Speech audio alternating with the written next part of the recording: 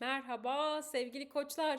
Hoş geldiniz. 2026 yılın ilk ayına bakalım sizler için neler getirecek. Ayın hemen şöyle kısaca bir bakışını yapalım. Ay başına çok verimli etkin giriyoruz. Özellikle Oğlak Stelyumunun yoğun olduğu günlerde ve sizler bu ayın en çok etkilenen burçlarısınız sevgili koçlar. Ne kadar güzel, ne kadar güzel. Bu etkileri çok iyi bir şekilde kullanacağız, merak etmeyin.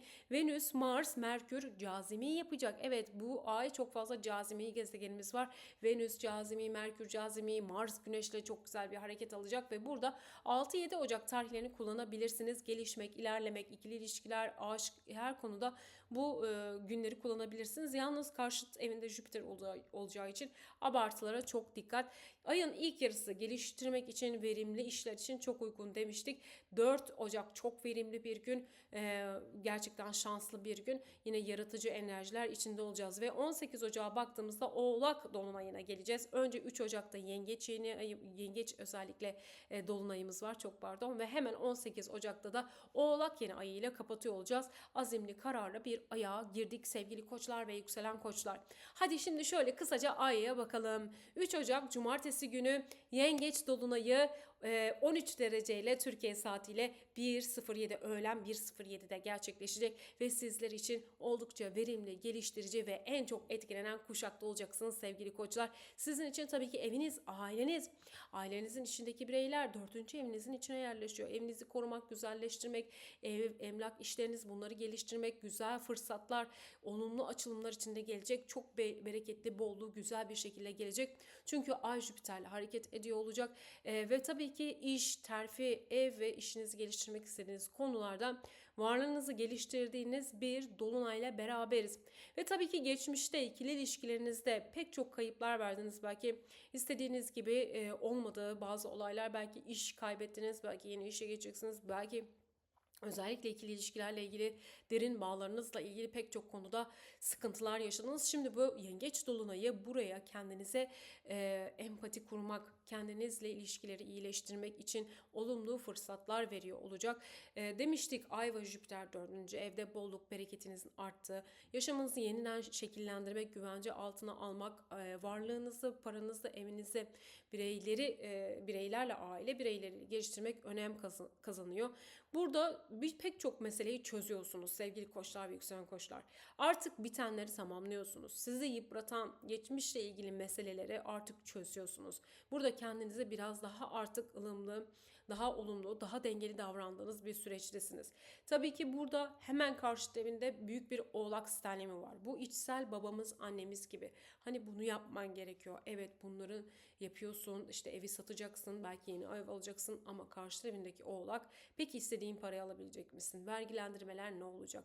Oradaki gerçekçi otoritenin sesinde hissettiğimiz bir yengeç dolunayı olacak. Burada size abartılı yükselişler, abartılı iyimserlikler getirebilir. Burada kendinizi dengelemek çok önemli olacak.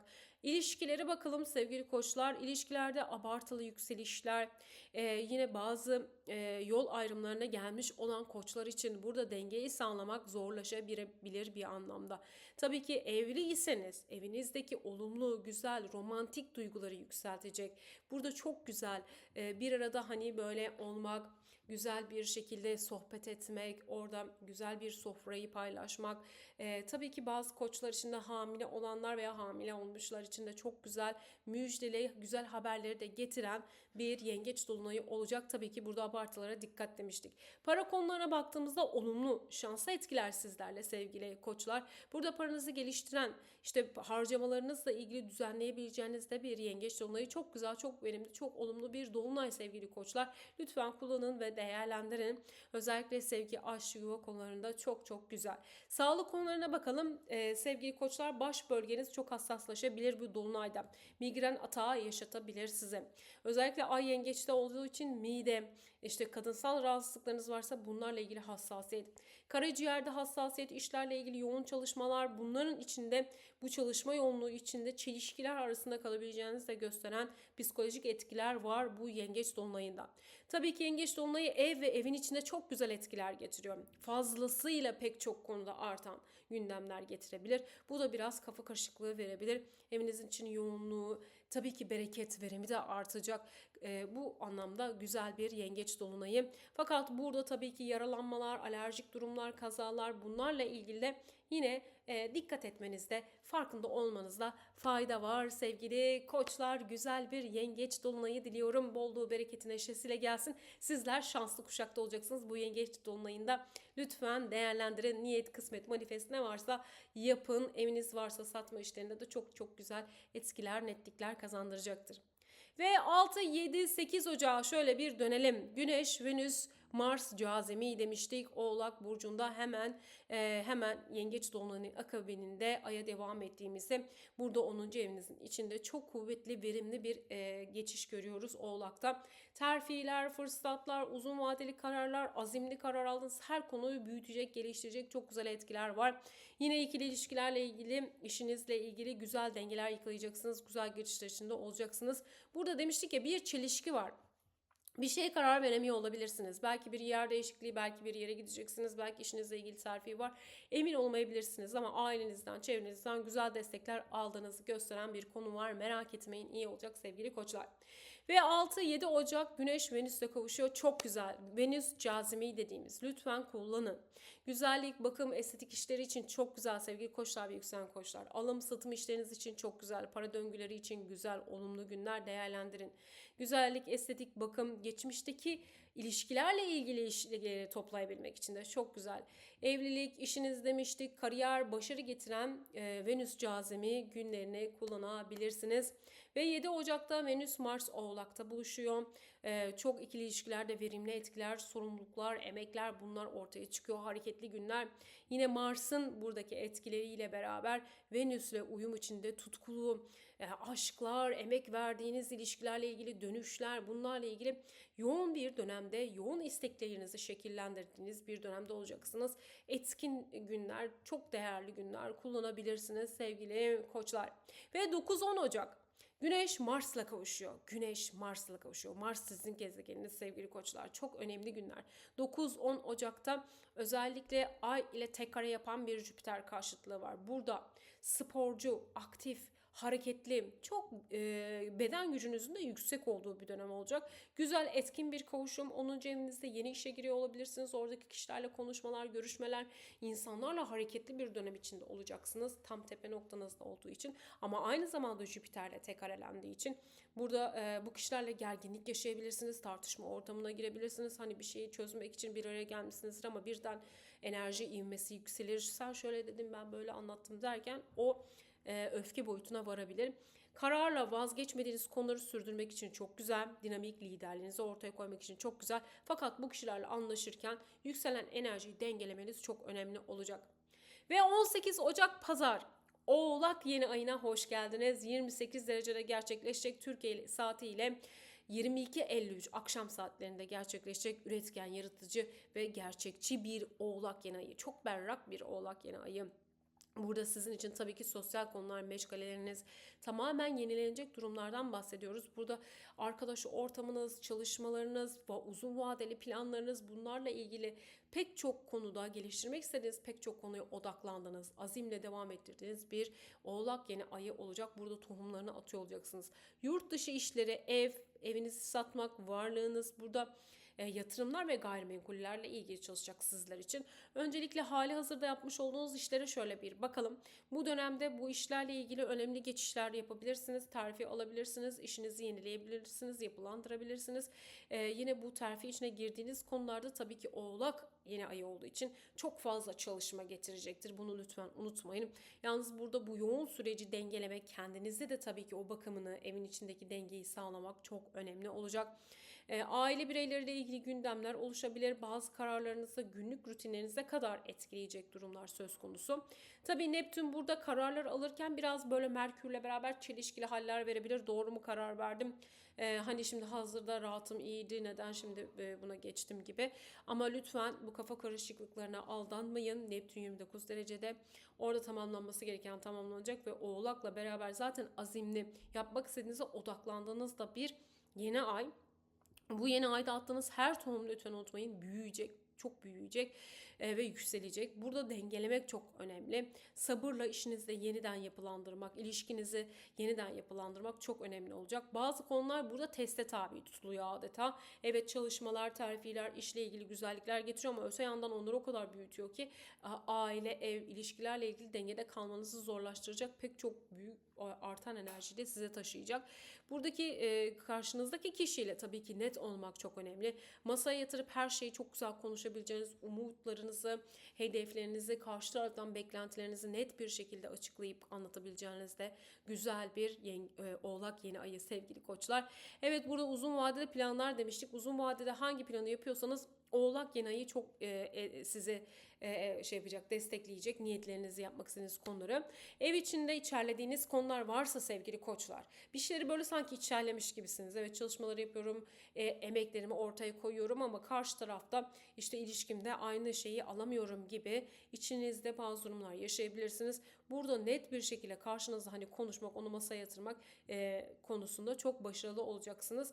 Burada sebatkar, fikirlerinizi netleştirme adına demiştik. Sebatkar, azimli, kararlı, önemli adımlarla başlatacağınız bir Oğlak yeni ayı. Bu Oğlak yeni ayını unutmayın sevgili koçlar. Çünkü önümüzdeki zaten birkaç günde, özellikle Şubat'ın ortasından sonra, hemen küçücük tüyo vereyim, çok hızlı gelişmeleri geçeceğiz ve burada Oğlak yeni ayında ne kadar çalışıyorsanız, ne kadar üretkenseniz tabii ki abartmadan dengeleyerek bu önümüzdeki aylarda da onların hani meyvesi geliyor olacak sevgili koçlar. Sağlık konularına şöyle bir bakalım.